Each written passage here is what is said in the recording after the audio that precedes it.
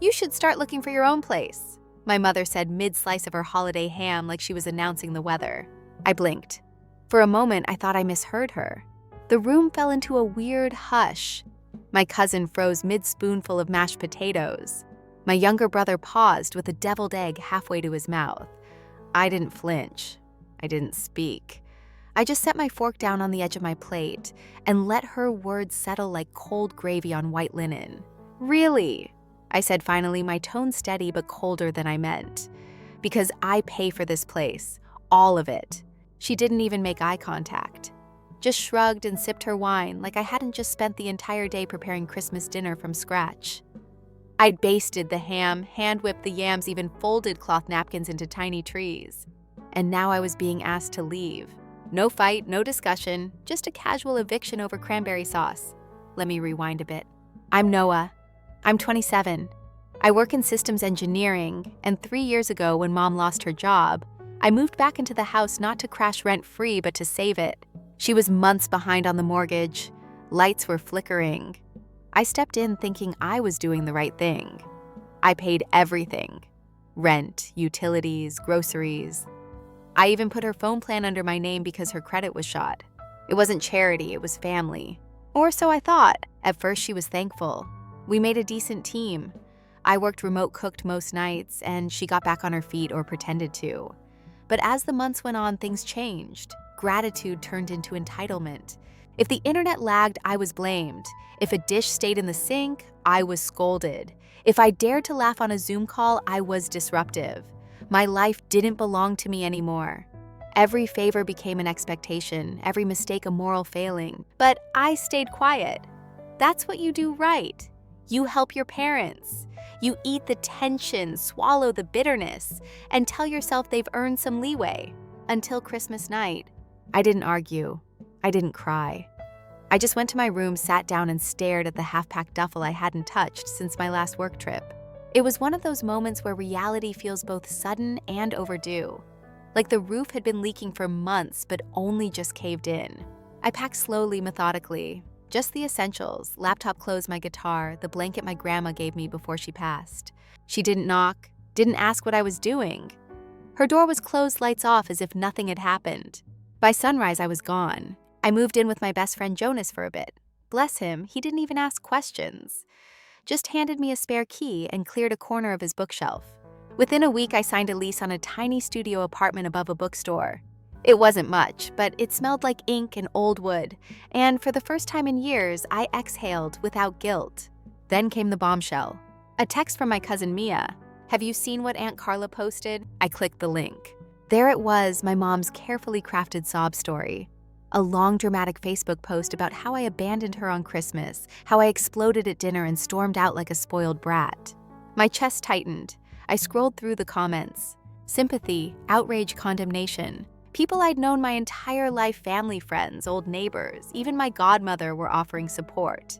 To her, one comment read, "No child should treat their mother that way, especially after all she's done." I felt like I'd been punched in the throat. I didn't want revenge, but I couldn't stay silent either. I opened notes on my phone and started writing not a rant, not a smear campaign, just the truth. Bullet points, receipts, dates, every rent payment, every bill, every unpaid grocery run. I uploaded screenshots of bank transfers, Amazon orders, even the utility login with my name in the billing field. Then I wrote a caption. "This is for anyone wondering what happened on Christmas night." I hit post, and then I logged off. That night, I couldn't sleep. My phone buzzed endlessly. I turned it over on the dresser and stared at the ceiling, replaying it all the years of sacrifice. The quiet resentment, the wine glass in her hand, as she tossed me aside like a guest who'd overstayed. By morning, I gave in and opened my notifications. Hundreds of messages, some angry, some confused, but so many supportive. My Aunt Mel, who I hadn't spoken to in years, messaged me. "I had no idea. I'm so sorry. Your mom told a very different story."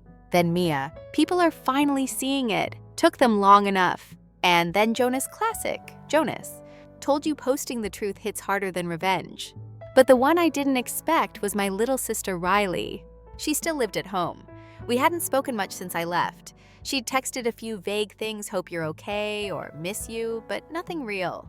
Until now. "Noah, Things have gotten worse. Call me when you can. And that's where I'll pick it up in part 2. You think the story ends with me walking away? Not even close, because sometimes walking away is just the start of the real story. Riley didn't usually ask me to call. She preferred short texts or voice notes that didn't need replies. So when I saw that message, I called her right away. She picked up after 2 rings. Noah? Her voice was quiet, shaky. Hey, what's going on? There was a pause, long enough to make me uneasy. She told Grandma I stole money, she said. Just like that. Flat, numb. What I sat up on my mattress, heart thudding. Wait, what are you talking about? She said you emptied her savings before you left. That you hacked into her account. Grandma's furious. She cut me off too, said I was covering for you. I rubbed my eyes trying to process. Riley, I haven't even seen her bank account. I didn't touch a cent. I know that she said quickly. But you know how Mom spins things. You're the villain now, and I'm the sidekick who helped you escape. That was her favorite trick, emotional misdirection. If something broke, it wasn't because she dropped it. It was because someone distracted her. If money disappeared, it was always stolen, never mismanaged. If people left, it was because they were cruel, not because she drove them away. But accusing me of theft, that was a new level. She's not just angry, Riley continued. She's unraveling. I asked her if she was okay. She hesitated. She forgets to cook. The house smells like old wine and takeout boxes. The power got cut again last week. I had to use candles to finish my final, and last night she said she might sell the piano. I froze. That piano was Dad's. He bought it before I was born. After he died, it was the only thing left that still felt like him. She hadn't played it in years, but still she kept it dusted, covered like a shrine. She's spiraling, I said softly. Yeah, and I think she knows it. I offered Riley a place to stay. Not forever, just until she figured things out. My apartment wasn't big, but I could sleep on the floor if it meant she had peace. She didn't accept, not yet. She still thinks I'll come around, she said. She doesn't know I'm talking to you. That broke something in me. I hated that my sister had to live like a spy in her own house. I told her when she was ready, I'd be there. No pressure, no timeline, just a promise. We hung up and I sat there staring at the walls of my studio. The silence that had once felt peaceful now felt hollow. The next day, I got a call from Aunt Diane. Diane had always been neutral, never cruel, never warm. She floated on the edges of family drama like a ghost at a party, never stepping on toes, never raising her voice. But now she was angry. I just talked to your mom, she began, her voice tight. She's telling people you're trying to sue her. What? She said you threatened her, that you're demanding money, that you're spreading lies. I let out a bitter laugh. No, I just told the truth. There was silence. Then she said, Is it true that you paid for everything? Yes. Another pause, longer this time. I didn't know she admitted. I thought she was exaggerating. But now, I don't know what to believe. I'm not asking anyone to pick sides, I said quietly. I just wanted people to stop assuming. Diane didn't say much else, but I could hear the shift. That moment when the fog of family loyalty starts to lift just a little. Later that week, I got a message that surprised me more than anything. It was from my Uncle Rob, Mom's older brother, the man who once told me I needed to man up and move out because real men don't live with their mothers. His text said, You were right to leave. If you ever want to talk, I'm around. I stared at that message for 10 full minutes before replying with just 2 words. Thank you. Things quieted down for a while. I started sleeping through the night again, bought a secondhand coffee table, learned how to make lasagna without calling Jonas. I even joined a local soccer league on Saturdays, not because I was good, but because I needed something that didn't involve screens or drama. Every day felt a little more mine. Then one morning, there was a knock at the door. Not the buzzer, not a package, an actual knock. I opened it and there she was, my mother, wearing a coat I'd bought her last Christmas, holding a small Tupperware of lemon bars. Her favorite, not mine. I thought maybe we could talk, she said, forcing a smile. I didn't invite her in. I stepped out into the hallway, closed the door behind me, and crossed my arms. She looked older, not physically, but like something inside her had wilted. I've been thinking she started about everything. I waited. I think we both made mistakes, she said. There it was, the classic half apology. Not an admission, just a mutual blame handshake. I didn't come here to fight, I said. Neither did I. She looked down at the lemon bars. I miss you, she said. The house is too quiet. I wanted to say so was mine when you told me to leave, but I didn't. I just nodded once. I hope you're okay. She looked up surprised. You're not angry? I thought about that for a second. No, I said, just done. She didn't cry, didn't argue. She just stood there for a moment like she was waiting for something. Then she turned and walked away. I went back inside, set the lemon bars on the counter, and didn't touch them. It's strange how silence shifts when you choose it. When it's forced, it feels like punishment. But when it's yours, it feels like peace.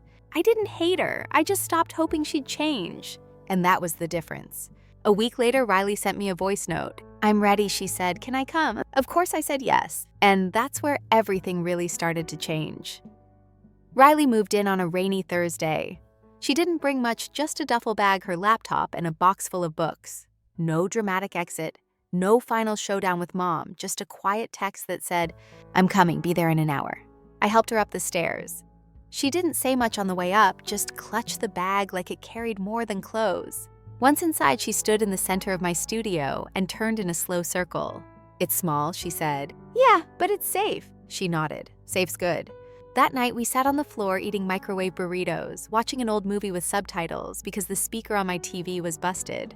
It was the first time we'd been alone, just the two of us, in months. No tension, no third-party commentary, no guilt in the air. I didn't expect you to take me in, she said after a long stretch of silence.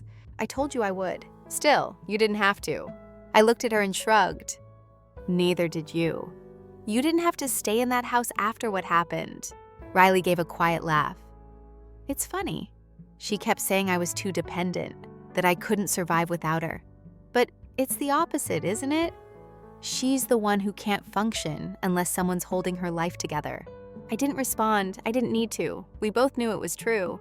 Over the next few days, we settled into a quiet rhythm. I cleared off half the closet. She made coffee in the mornings. I cooked dinner when I wasn't slammed with work. We didn't talk about Mom much, not at first. But that silence had weight, like a kettle building pressure. And then one night it boiled over. We were sitting at the window watching the rain when Riley said, she told me Dad didn't leave us, that he died loving her. I frowned. He did love us, but he also left. I remember the night he packed. I thought I was too young to remember, but then I found a letter. I turned to her. What letter? Riley reached for her bag and pulled out an envelope worn edges faded ink. Inside was a single sheet handwritten. It wasn't long, just a few lines. I can't stay in this house anymore. It's not healthy for me or the kids. I'll keep in touch. Please don't poison them against me. Dad's handwriting, his name signed at the bottom. My chest tightened. I found it tucked in her jewelry box, Riley said softly, between old receipts and expired coupons. She kept it all this time. She knew, Riley said, and she lied anyway. We sat in silence, the rain tapping like fingertips against the glass. That letter changed things. It didn't just confirm the truth we'd always suspected. It shattered the foundation she built her entire narrative on. She'd painted herself the martyr, the woman left behind, the one who struggled to raise 2 kids alone. But the truth, she drove him away, and we paid the price. A few days later, Riley had an idea. I want to post it, she said. The letter. Yeah, or at least part of it. She's still out there telling people we abandoned her, that we're selfish, that we're liars. I hesitated. You sure? She posted about me last night, she said, unlocking her phone. Said I was brainwashed by bitterness and influenced by unstable people. She showed me the post. It had nearly 200 likes, dozens of sympathetic comments, people offering her support, food, money. I'm tired, Riley said. I'm tired of letting her control the story. That night, we sat side by side and drafted the post together. We didn't attack her. We didn't use angry words or insults. We just told the truth. Screenshots of bills I'd paid, a snippet of the letter, a simple timeline of events. No exaggerations, no drama, just facts. The post ended with, we didn't leave her. We left the version of her that needed us broken to feel whole. We clicked post and waited. The fallout was instant. Text messages and comments from old friends, cousins, even neighbors. Some people were shocked, some angry, but most supportive. One message stood out. It was from someone named Elena. I didn't recognize the name at first. Then I remembered Mom's old coworker. They used to carpool back when she worked for the county. Elena's message read, "You're brave for posting that. Your mom used to vent about you two at work. Always said you were ungrateful." But it never added up. Now it makes sense. I stared at the screen, heart pounding. It wasn't just family. She'd been telling her version for years to anyone who'd listen. And now people were listening to us. The next day, we got a call from Grandma. Riley picked up, put her on speaker. "I read what you posted," Grandma said.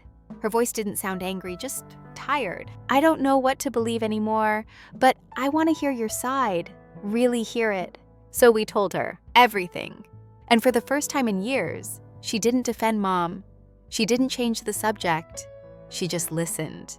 And when we were done, she said, "I'm sorry, I should have asked sooner. It wasn't forgiveness, not really, but it was something." A crack in the wall. Riley started journaling again, said it helped her sleep. I caught her smiling at her phone one night and found out she'd reconnected with her college roommate. I forgot what it was like, she told me. What? To be around people who want you to be okay, not guilty. I didn't say much in response, but I understood. It's wild how much lighter life feels when you're not carrying someone else's pain disguised as your own. A few nights later, as I was brushing my teeth, Riley popped her head into the doorway. "You know what Mom texted me?" I shook my head. She said, "You've made your choice. Don't come back when it doesn't work out." My stomach sank. "How'd you reply?" Riley smiled, calm, clear-eyed. I didn't. That silence. It was louder than any scream, and it finally belonged to us. A week passed after the post went live. Then, too, Riley was slowly building herself back up. She took on a few tutoring gigs at a community center and started planning to go back to school. Her energy had changed, still guarded but steadier. Like she was standing on her own shadow, not hiding from it. As for me, I kept my head down. Work, dishes, weekend soccer games. Life began to feel normal, until it didn't. It started with a tag on Facebook, a video, posted by a woman named Carla, one of Mom's oldest friends. Or maybe just her most loyal echo chamber. The caption read, "A mother's pain raw and real. Please send her your love." I knew I shouldn't click, but I did. The video opened with Mom sitting in her favorite armchair, the old floral one that creaked if you shifted too hard. She looked tired, hair pulled back, minimal makeup, just enough to look vulnerable on camera. She was holding a tissue, of course. "I never thought I'd be here," she began, making a video to defend myself, against my own children. I exhaled slowly. Riley, sitting next to me, muttered, "Here we go." Mom sniffled. "They've told people I pushed them away, that I mistreated them, that I lied. But I never asked for this. All I ever wanted was a family." She dabbed her eyes delicately. Not a single tear had fallen. And now? Now I sit alone every night in a house that's too quiet, too cold, too full of judgment. Cue soft piano music in the background, probably added by Carla, subtle, manipulative. She talked for nearly 6 minutes. About how hard single motherhood was, about how misunderstood she felt, about betrayal. But not once did she address the actual facts we shared. The rent payments, the letter, the financial records. It was all smoke and mirrors, a performance. She didn't try to defend the truth. She just rewrote it. When the video ended, Riley looked at me. "She's playing the sympathy card. And people are buying it," I said. "Look at these comments. Hundreds, maybe more. I can't imagine what she's going through." "Stay strong, Mama. Kids can be so cruel these days. Shame on them. You deserve better." We sat in silence, scrolling. Riley leaned back. "You know what hurts the most? They really believe her. They don't see the years before this, the gaslighting, the manipulation. All they see is a crying woman in a cardigan." I wanted to laugh, but it wasn't funny. Not really. It was infuriating, because truth without a spotlight gets lost. And lies with a spotlight, they bloom. Riley stood up and paced. "Should we respond to the video?" She nodded. I want to scream, to show every receipt, every voicemail, every bank login." I leaned forward, elbows on knees. I get it, but that's exactly what she wants. A public fight, a drama she can star in. So we do nothing. I shook my head. No, we do something, just not what she expects. That night, we drafted another post. No drama, no defensiveness, just an honest, quiet update. We saw the video. We heard the words, but we also lived the years before the camera turned on. The years of being silenced, blamed, and rewritten. Some people will always believe the version that comforts them. That's okay, but we're not going to perform our pain for sympathy. We already lived it. We ended it with a quote Riley found from some poetry blog. Truth doesn't need volume, it just needs time. We posted it, and then we logged off. A few days later, something unexpected happened. My cousin Lex, one of the loudest voices under Mom's video, messaged me. "Hey, can I call?" I almost ignored it, but curiosity won. When he called, he didn't start with excuses. He started with this. "I owe you an apology. Lex and I weren't close. He lived 2 cities over, saw us once or twice a year at best. But somehow Mom had gotten to him. Through stories, half-truths, crocodile tears. I believed her," he said, "because she was older, because she sounded hurt." I stayed quiet. But then I remembered something he continued. "Christmas 3 years ago. You made dinner. She sat the whole time. And when I asked if she'd help, she said, 'That's Noah's job now.'" I laughed, didn't think twice. But now I think about it differently. His voice cracked a little. "I'm sorry for taking her side by default." I didn't expect that call to mean so much, but it did. Not because I needed his approval, but because it meant someone saw through the act. That same week, Riley's college roommate offered her a place to stay long-term. Her roommate was moving out, and they had a spare room. "I think I'm going to take it," Riley said one morning, pouring cereal. I nodded. "I figured you would." "Hud! You okay with that?" "Of course. This was never supposed to be permanent, just a pause." She smiled. "You sure you won't miss me stealing your hoodies?" "I'll survive, barely." We laughed. It was a soft goodbye, no tears, no big send-off. Just peace. 2 days before she left, we had one last long walk through the park near my place. No destination, just movement. At one point, she stopped and turned to me. "You think she'll ever stop?" I didn't ask who she meant. "I think she'll keep talking," I said. "But eventually people stop listening." Riley nodded. "That's what I hope for. Not revenge, just quiet." On her last night, we shared a pizza on the fire escape, watching the city lights flicker like they were whispering something only we could hear. "She's going to spin this too," Riley said. "I know. She'll say I ran away, that you turned me against her." "I know." And then she smiled, just a little. "But at least I get to leave on my own terms."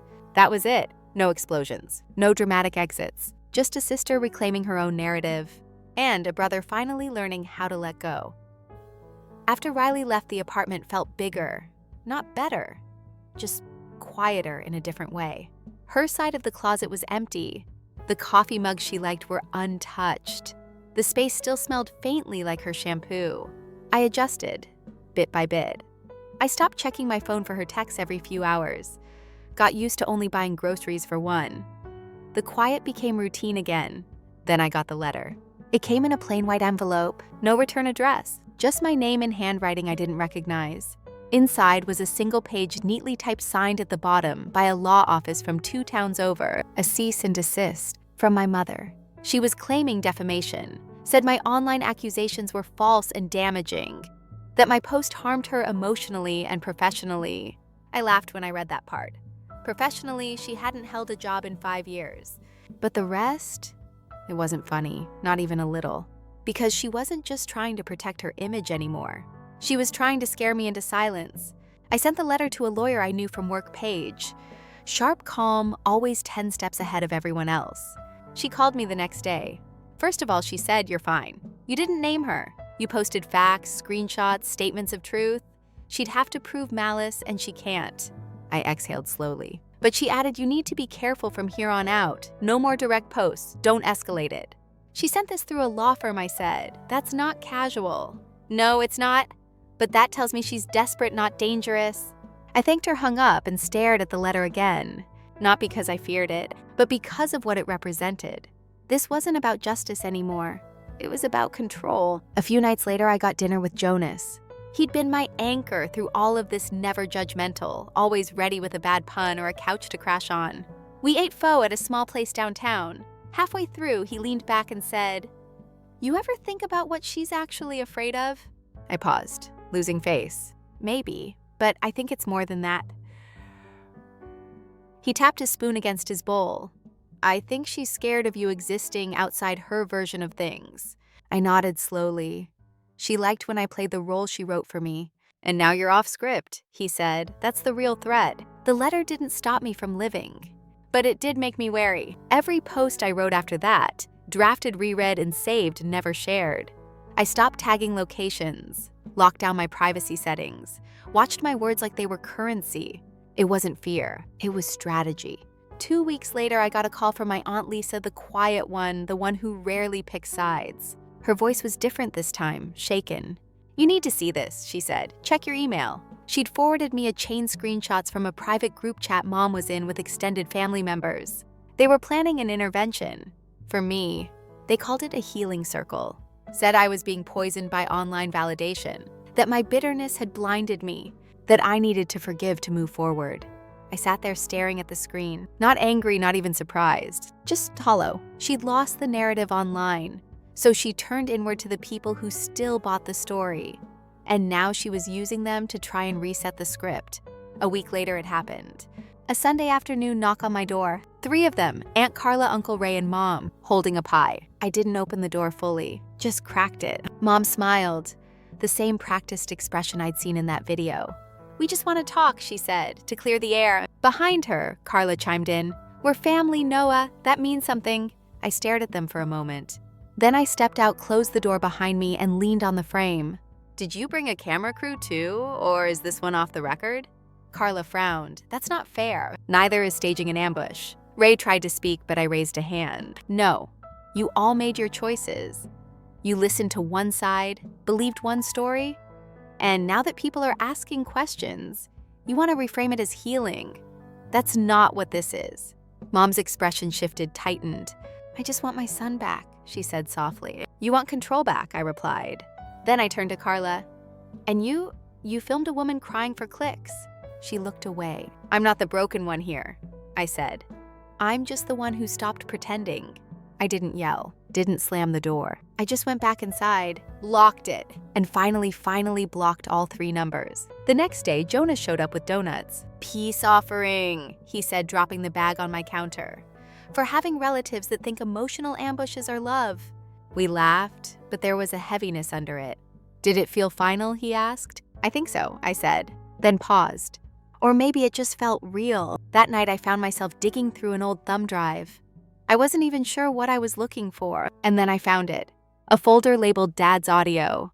Years ago, before he left, Dad used to record notes for himself, ideas, messages, journal entries. I clicked one at random.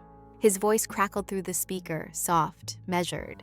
"One day they'll ask why I left, and maybe they'll hate me for it.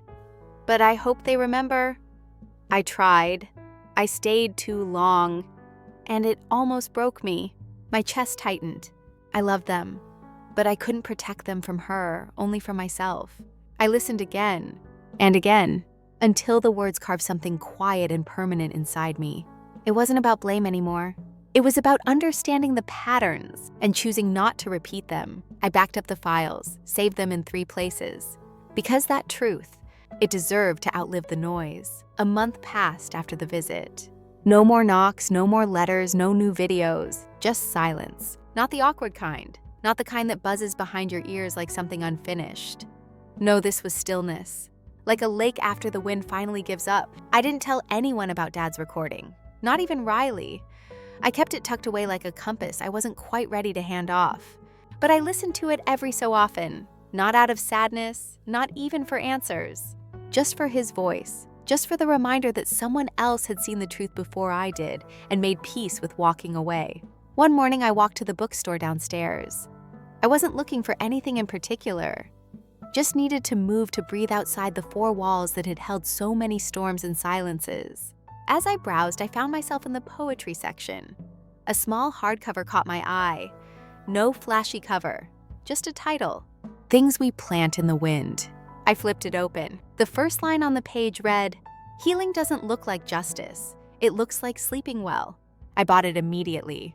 That book sat on my nightstand for weeks. I didn't rush through it, just 1 or 2 poems before bed.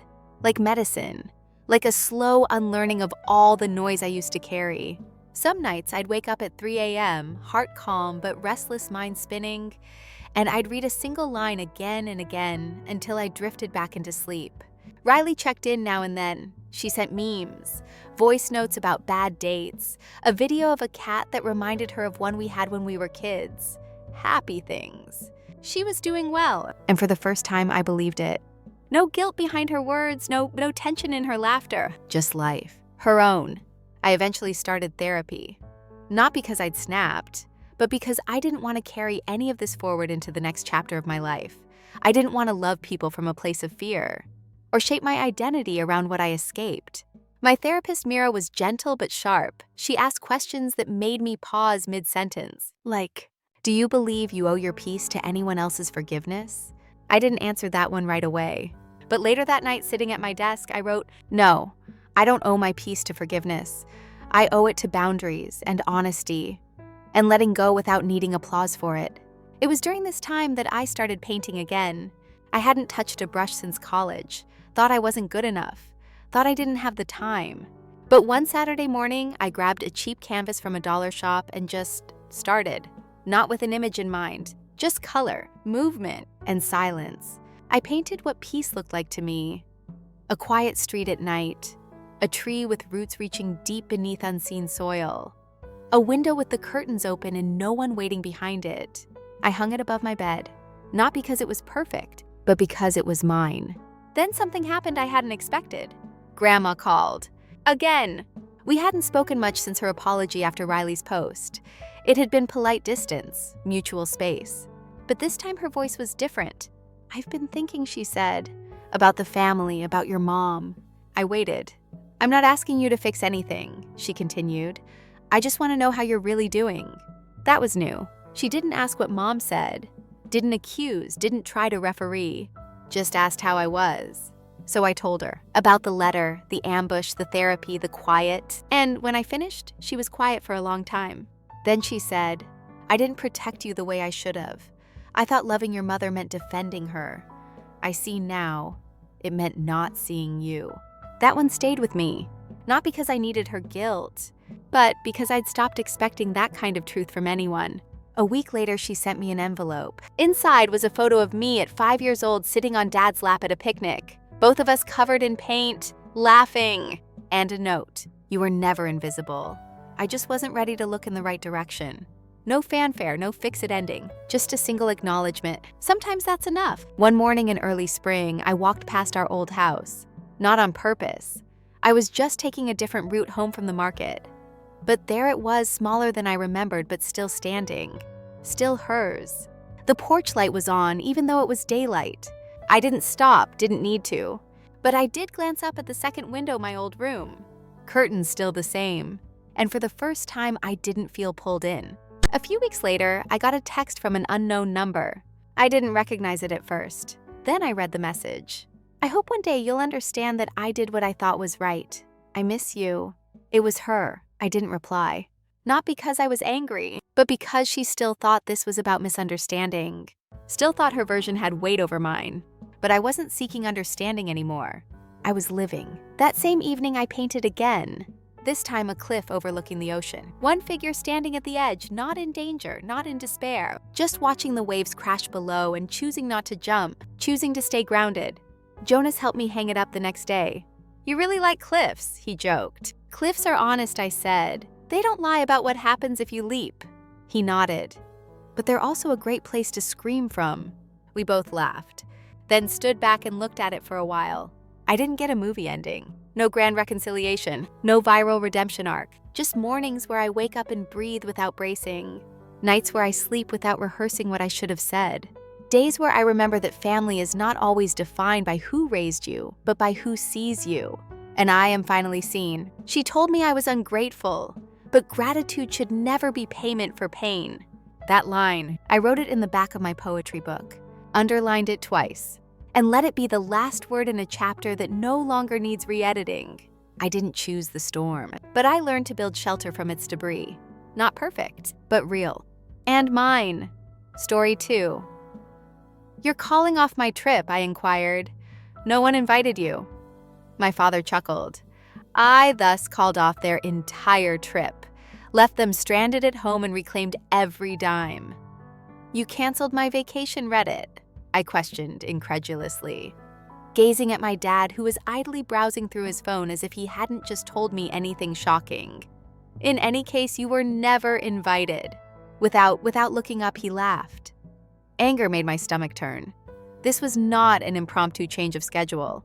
He and my stepmother had been planning this for weeks, and I was the fool who hadn't anticipated it. I had been anticipating this trip for months. For once, I felt like I was part of a family vacation. My dad had grumbled about how costly it would be, so I had even contributed money to help with the expenses. I reduced my personal spending and took on more work. That I could help too. And now witnessing my dad smirk as if it were all a huge joke while standing in the living room, I had an inside sensation. Hurry up. Too many times previously, I had been shoved aside. I've been treated like an afterthought ever after my dad got married again. My stepsister Olivia was the golden kid, and my stepmother Laura never liked me. She was the center of every family gathering. All choices were made with her in mind, and I was labeled theatrical or selfish if I ever voiced any complaints.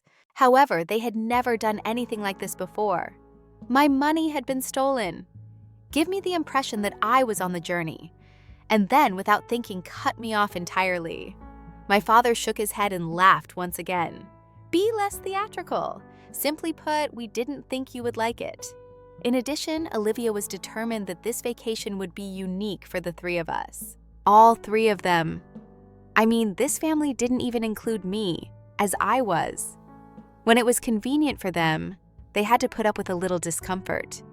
However, they were mistaken if they believed they could get away with this. I inhaled deeply while trying to maintain my composure. All right, I responded in a firm voice. Have fun on your journey. My father waved me away as if I were a child having a fit, hardly acknowledging me. He was unaware, however, that I had more influence on their journey than they thought. You see, my name appeared on a few of the bookings since I had made a monetary contribution. The lodging, the rental vehicle, and even a few of the trips. My credit card was linked to each of them. I also determined they wouldn't be going on the vacation since they had already decided I wasn't. My initial action was to cancel the reservation by going to the hotel's website. After that, I phoned the rental vehicle business and told them I was canceling because my card had been fraudulently used. The outings were canceled. Since I had initially purchased the tickets, I even got in touch with the airline and asked for a refund for my share. Though not much, it was sufficient to disrupt their preparations. What's the best part? I made sure to do all of this the evening before their scheduled departure. As soon as they reached the airport, there wouldn't be a hotel, a car, or any activities scheduled for them. There was commotion when I got up the following morning. I had a ton of furious texts and missed calls on my phone. Initially, my dad's signals were unclear. Have you canceled the hotel reservation? According to the automobile rental provider, there is no reservation. Then the messages grew increasingly desperate as reality sank in. What did you do? This isn't amusing. Give me a call immediately. The rage finally came out. Everything was damaged by you. We have nowhere to go and are stranded at the airport. What a self-centered brat you are. This has to be fixed immediately. I put my phone down and simply grinned. I didn't know what to say to him. He arrived at my place a few hours later and began banging on my door frantically. He was flushed and furious when I finally responded. How on earth did you accomplish that? He spit. I just said I canceled everything. I reasoned that since I wasn't involved in the trip, I also didn't have to pay for it. I briefly believed he was about to lose it, as his hands clenched into fists. You were not entitled. You're the reason we're locked here. I gave a shrug. It sounds like a private issue. Olivia might be able to make it unique for the three of you at home. I could see him coming to that knowledge. He was now dealing with the fallout from pushing me too far. I refused to be guilt-tripped by his argumentative attempts. I expressed to him my feelings and how he had made me feel like an outcast. How they had stolen my money and abandoned me as if I were unimportant. They were now experiencing the consequences of their actions. Angrily, he strode off. I didn't care, though. I felt in control for the first time in a long time. But there was still more to come. because what transpired next would elevate the situation to a whole new level, even if I believed that calling off their vacation was the ultimate form of retaliation. And believe me, it exceeded my expectations in every way. The consequences of calling off their vacation were greater than I had anticipated, and to be honest, I quite enjoyed it. My stepsister Olivia, my dad, and my stepmother Laura were all incensed.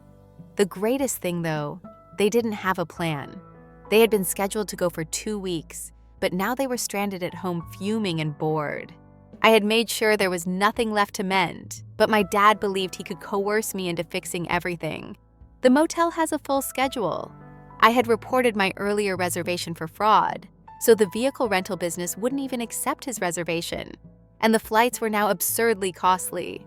They were totally screwed, and the result was better than I could have imagined. My dad initially attempted guilt-tripping me. He made phone calls, left voicemails, and even sent messages that varied from brazen manipulation to phony concern. "This family has been severely harmed by you," he wrote. "I hope all is well with you. Olivia feels heartbroken. For us, this was meant to be a unique moment. Oh, you mean that before you shut me off, it was meant to be special for me?" Though I didn't respond, I thought. I allowed them to continue to suffer. It was Lori's time next. For the first time in years, she pretended to care about me, trying the full motherly thing. She messaged, "You know, I really thought we were making progress. I was beginning to think of you as a member of our family. However, this was unkind, cruel. It wasn't harsh to cut me off and take my money. It wasn't unkind to act as though I didn't exist. They only seemed to care when things didn't go their way," which is funny. I let her read. But Olivia was the most hilarious. She made no effort to conceal her entitlement. She berated me in a voice memo saying that I had wrecked the vacation, which she had been looking forward to for months. I simply chuckled and removed it. She had been the favorite for years, obtaining all she desired at my expense. Perhaps she had never had to deal with disappointment in her life before. Excellent. My dad wasn't finished yet, though. When he returned to my apartment a few days later, he appeared more desperate than angry. I nearly felt guilty. Nearly. "See, I understand." He sighed as though he were the victim and said, "You're mad. However, don't you feel that you went a bit too far?" I arched an eyebrow. "Oh, you mean the way you claimed I wasn't invited after taking my money?" He winced as if he hadn't anticipated my direct criticism. That wasn't the case. He made an effort. We didn't anticipate your desire to leave. You didn't inquire at all." I fired back. "You made an assumption. And you gave me the impression that I was involved until I wasn't, rather than telling me up front." Evidently frustrated, he combed his hair. "All right, I made a mistake, but we can correct it. I simply don't know. We might be able to arrange another trip. This time you can participate." The way he spoke sounded so fake, as if he had no choice but to say it. That's when I came to a realization. I had had enough of trying to fit in with this so-called family, merely hoping for shards of love. I finished a game that I would never win. I shook my head and grinned. "Thank you, but no. I believe I'll spend my money on something that will truly help me." He appeared astonished. "I guess you assumed I would give in. I would then accept whatever fictitious olive branch he offered. Not this time, though. Never again." That was the moment our relationship changed. I stopped trying. I stopped caring. And he knew he had lost control over me. They never got their trip back, and I never got an apology. But what do you know, I didn't need one. Because for the first time in my life, I put myself first. And it felt pretty good. Story 3. My mother let out a scream. "All you are is a leech," then instructed me to go after going through my bags. In silence, I did. After 3 weeks, my dad called in a panic. "Our account is frozen."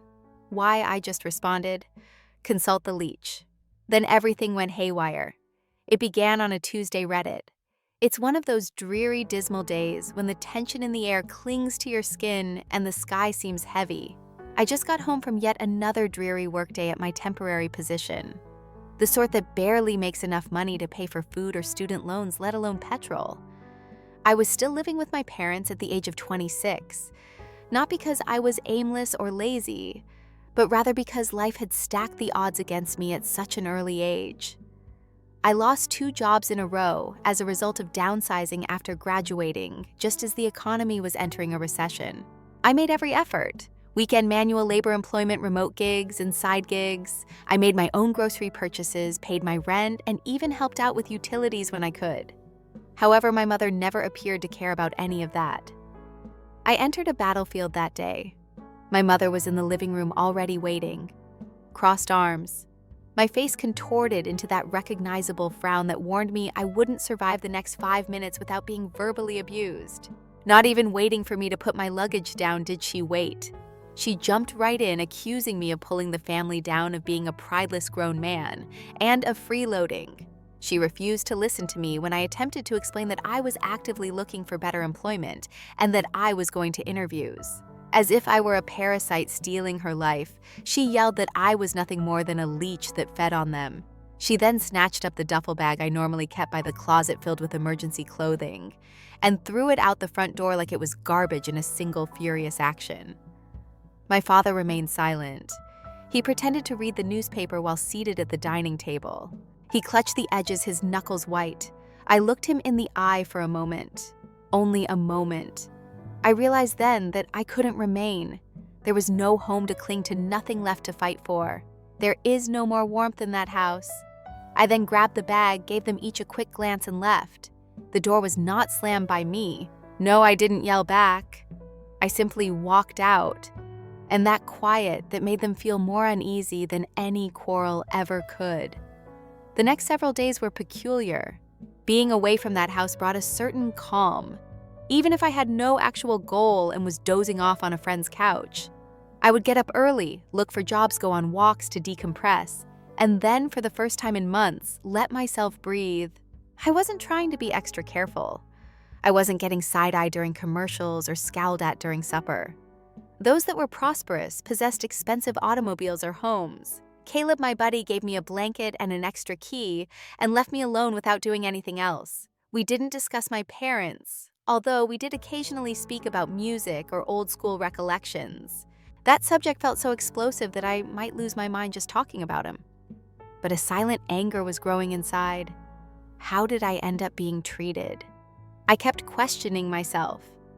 Like the issue at a property where I just tried. The things my mother said weren't what truly broke me. The years behind them were the cause. The years I was the trustworthy one. The son who taught them how to write emails, service their phones, manage their internet bills, created their streaming accounts, printed their tickets, and never once sought recognition. I didn't go out to parties. I didn't cause any difficulty at home. I simply kept my head down and followed my instincts. Nevertheless, I was still perceived as a burden in some way. Last year, my younger brother was intoxicated when he crashed his automobile. Boys make mistakes. They murmured, saving them. They helped my elder sister pursue her goals after she left college and moved to 3 different places in a single year. It was me, however, who was referred to as a leech for requiring time to recuperate after being gnawed up and vomited out by a system that yields disappointment but offers opportunity. I thus performed the silent actions required to separate myself from their lives while they slept peacefully in their ignorance. I went to our joint bank account and logged in. Indeed, it was shared. I became a full-access secondary on the account when I returned home, since my dad wanted me to assist him with bill management. For years, it did just that. It made things simpler. However, I couldn't leave it hanging, since it was the last thing that bound me to them. I log out of the account after completing the necessary verification. They requested that the bank suspend any pending changes until the principal account holder, and they flagged a few suspicious auto payments that they never paid attention to. My father attested to them. To them, it would be like a bomb going off in their pocketbook, even if it was just basic cybersecurity. The call arrived 3 weeks after the explosion. My phone began to vibrate when I was warming leftover pasta in Caleb's kitchen. It was my father. Uncertain if I even wanted to respond, I hovered my fingertip over the screen. I let it to ring. However, I did answer the 3rd call. I hadn't heard his high-pitched, agitated voice since Grandma's funeral. Our account is frozen. Why am I unable to pay the bills? How on earth did you accomplish that?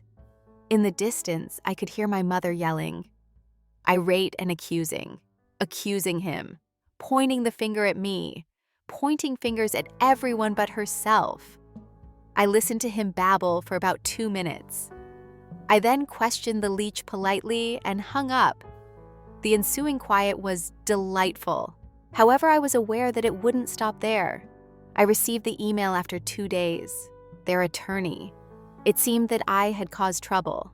I had weaponized access, apparently.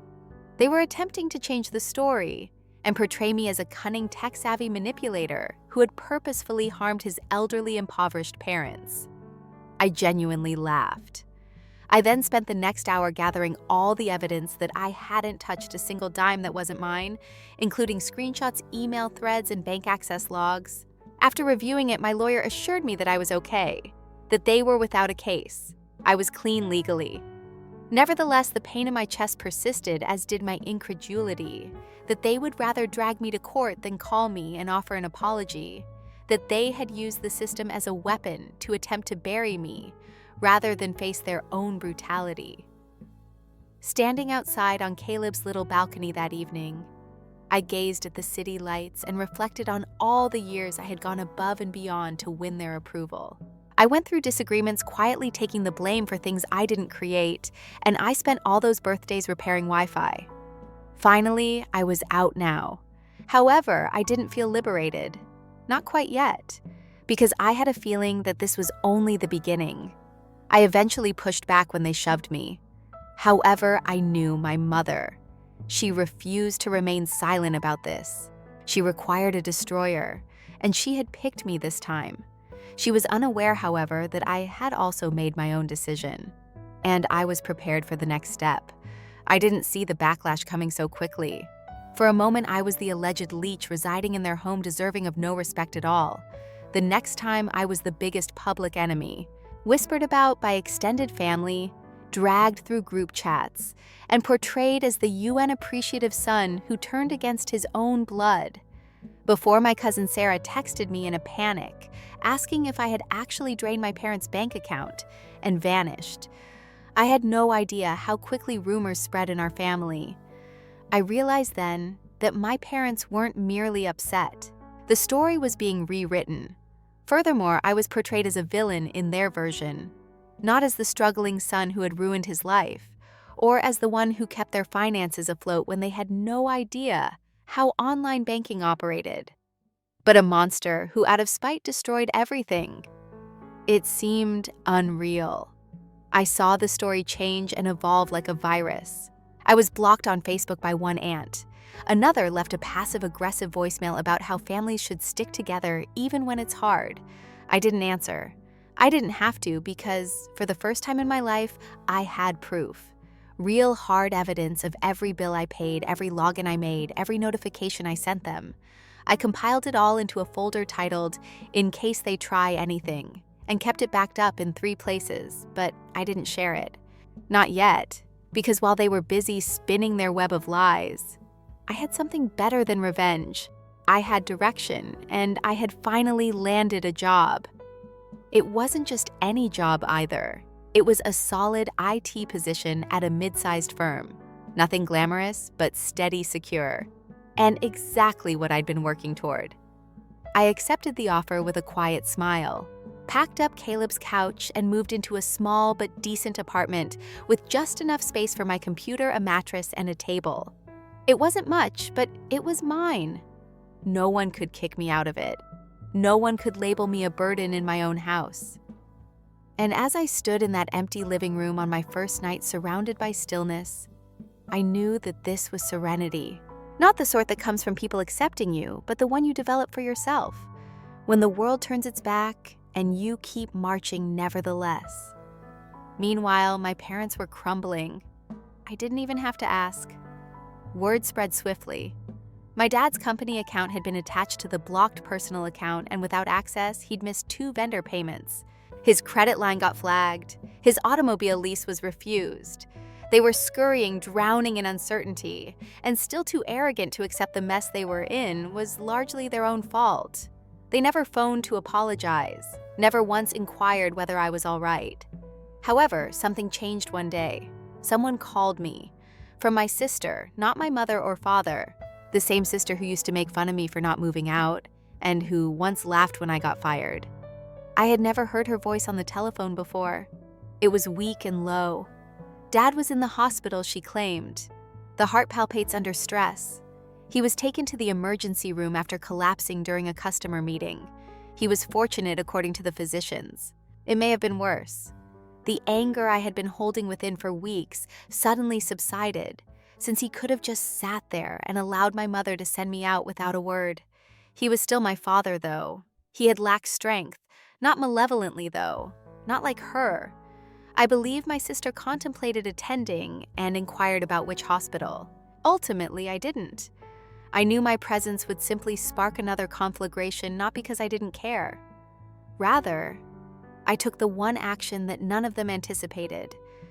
I sent flowers without a message or a letter. Only white lilies. He sent me the same type once I graduated. In that quiet, that unanticipated little gesture, something was cracked open. My dad texted 2 days later. No blame, no charges. It was only a message. I apologize. You weren't worthy of what transpired. Can we have a conversation? I spent a lot of time looking at that message. To preserve the tenuous calm I had established, my natural reaction was to disregard it. Then I remembered the man who used to smuggle me extra money when my mother took away my stipend. The person who stayed up to aid me with my math homework. He barely made it through high school, though. The man who once told me I was the brightest person he knew when he was sober and calm. I so consented to see him by himself. At a quiet diner, we were seated opposite one another. He appeared older and more worn out than I had recalled. There was a heavy stillness between us, yet it wasn't hostile. Once more he apologized, claimed that he ought to have defended me, said that he became a coward because of his dread of conflict. I told him that although I was grateful for the apology, I wasn't sure whether I would ever be able to go back to that dynamic as well as the house. He gave a nod. He didn't dispute. Then he told me something that made a huge difference. He said that my mother became tougher and meaner after I left the house. She yelled at nothing at him and at everyone. He didn't realize how much I had kept the house together until I was gone. He added quietly and unobtrusively that he had now recognized me as not being the leech. The glue was me. I wasn't prepared for how hard it hit. My mother contacted me a week later with a lengthy, convoluted letter about how difficult family is and how things were uttered in the heat of the moment rather than with humility or an apology. She never accepted accountability. The term was never said by her. Apologies, excuses only, deflections, shame. Forgiveness does not equate to forgetting, therefore I left her on red. Furthermore, certain scars cannot be healed by words. Distance heals them. 6 months have passed since then. I've rebuilt everything since then. At work, I received a promotion. I purchased a respectable used vehicle. I pieced together my apartment's furnishings. I began going to therapy. I even met some true friends by joining a local community club. And I sleep in a place I earned every night, a location I can't be thrown from. I occasionally text my dad. He's making an effort. I respect that I see it. Although we've changed, we could become something greater in the future. I've come to terms with the possibility that my mother may never have a clear view of me. I no longer live for her approval, therefore that's all right. I'm not a leech. I wasn't. And I'm at last free now. Story 4. They hurried my son to the emergency department. I sent my mother an SMS. She replied that she was occupied with Margaret. She then made fun of my son. I thus stopped paying their mortgage. I was paying all of their bills, including their auto loan. Hello, go through it. Before we get started, let me just mention that we are putting a lot of effort into bringing you the finest content on our new channel. You help us reach 100,000 subscribers as quickly as possible. Please be sure you subscribe. Let's begin the narrative. The world came to a halt when I received the word that my kid had passed out during gym class and was being taken to the emergency hospital. I drove crazily to the hospital after abandoning everything at work. I could hardly hear the doctor on the phone because my heart was beating so loudly. Liam, my 8-year-old son, suddenly suffered a seizure. It was his first time having one. No warning signs, no medical history. Simply fell, trembling in front of his peers.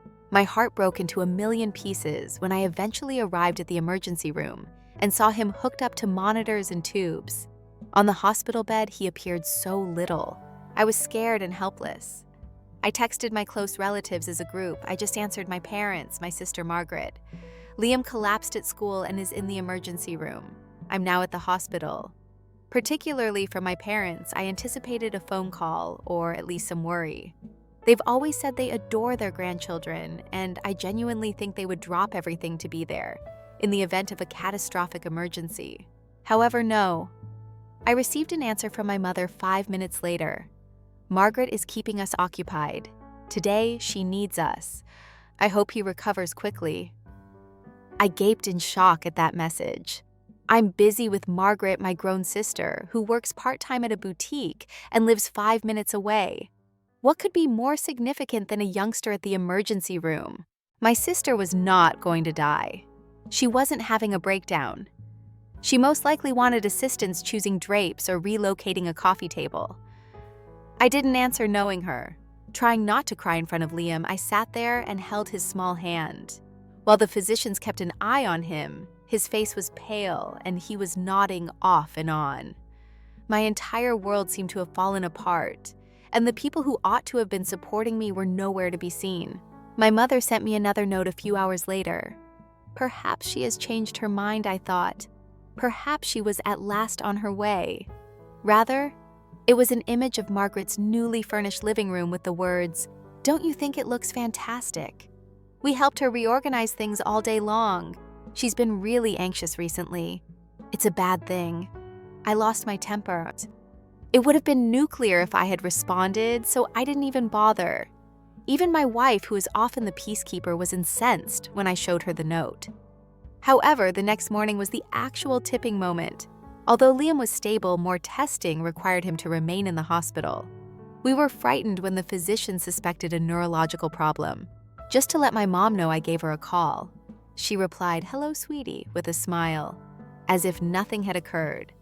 I explained the situation to her, that we were quite terrified as the physicians performed blood work and MRIs. What did she say? Well, children are tough. To get out of school, he could be pretending. He can be theatrical, you know. She laughed. The idea of my scared young son pretending to have a seizure made her chuckle. I became silent in shock. I instantly hung up. I had trembling hands. "The first section is now available. I haven't yet informed you. I've been covering my parents' expenses for the last 7 years, not due to their lack of wealth. Simply put, they were never good savers. And I took over when my dad's firm failed. I paid off their mortgage. Their vehicle loan was paid off by me. I even assisted them with credit card debt consolidation and repayment.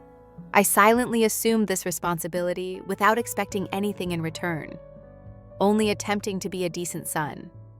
However, something inside of me broke that day. That evening, I returned home and checked all of my accounts, including their mortgage. I canceled my auto payment and informed the bank that I would no longer be making payments on their auto loan. For each credit card, I assisted them in co-signing.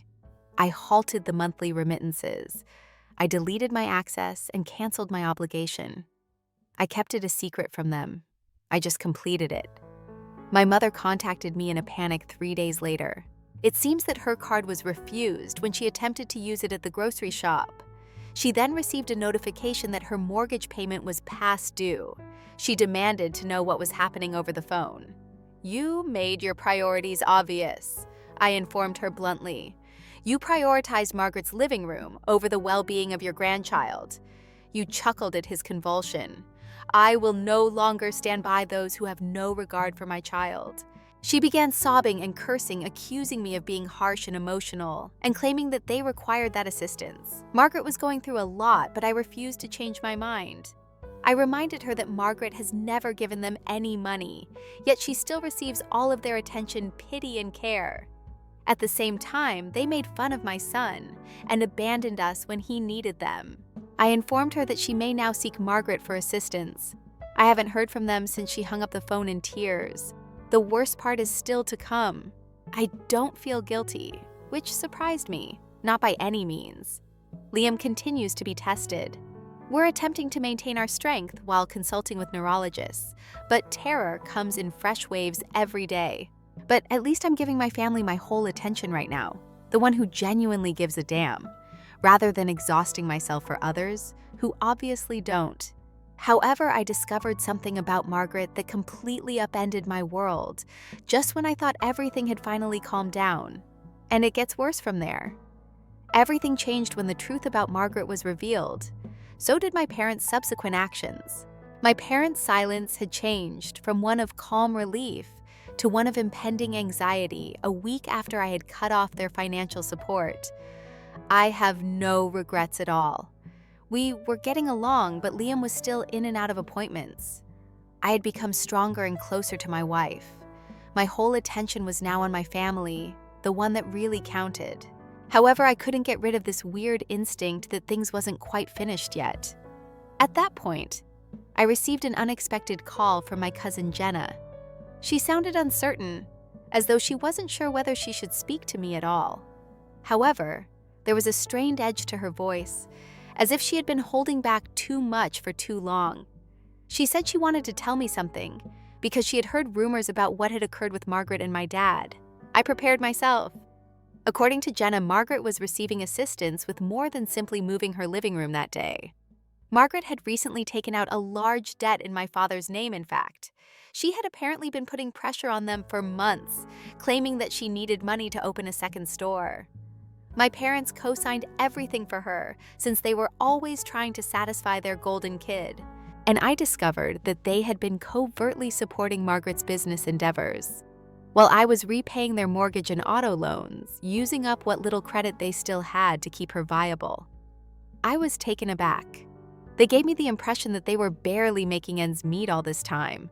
While they gave my sister their meager financial safety net so she could launch a boutique she could hardly run, I was paying thousands of dollars worth of debts. And I received a shrug and an SMS about curtains when I sought for a little sympathy amid my son's medical emergency. However, it didn't stop there. Additionally, Jenna informed me that Margaret had been telling the entire family that I was exaggerating the situation, and that Liam had simply fainted, and that I was using this as a pretext to snap. I was having a tantrum because I wasn't the center of attention, and she said I had a history of being theatrical and dominating. The last nail in the coffin was that. My dad arrived at my residence a few days later. No warning, no call. One evening, he knocked on the door with a weary, drawn-out expression, as though he were being crushed by the weight of the planet. I nearly closed the door in his face when my wife opened it and I saw him standing there. He said that things had gone out of control, that he missed his grandchild, and that he wanted to communicate. I opened the door for him. I wanted to hear him say it out, not because I was forgiving of him, and he did. He acknowledged that they hadn't done a good job of handling things, that Margaret had been depending on them for years, and that they always thought she needed them more since she was unable to handle things on her own. Additionally, I was always the strong one who didn't seek assistance. However, he then said something that made me furious. "We didn't come," he continued, "because we didn't want to interfere. We believed that you and your spouse might have things under control." And that day, Margaret truly needed assistance.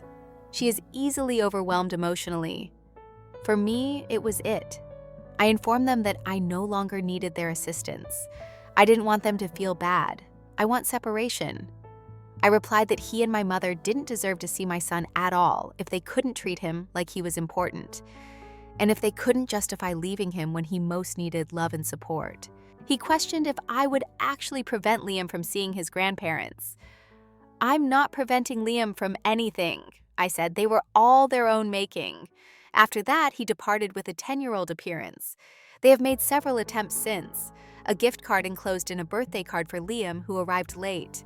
My mother left a voicemail expressing her hope that Liam is doing better. But it all seems pointless today.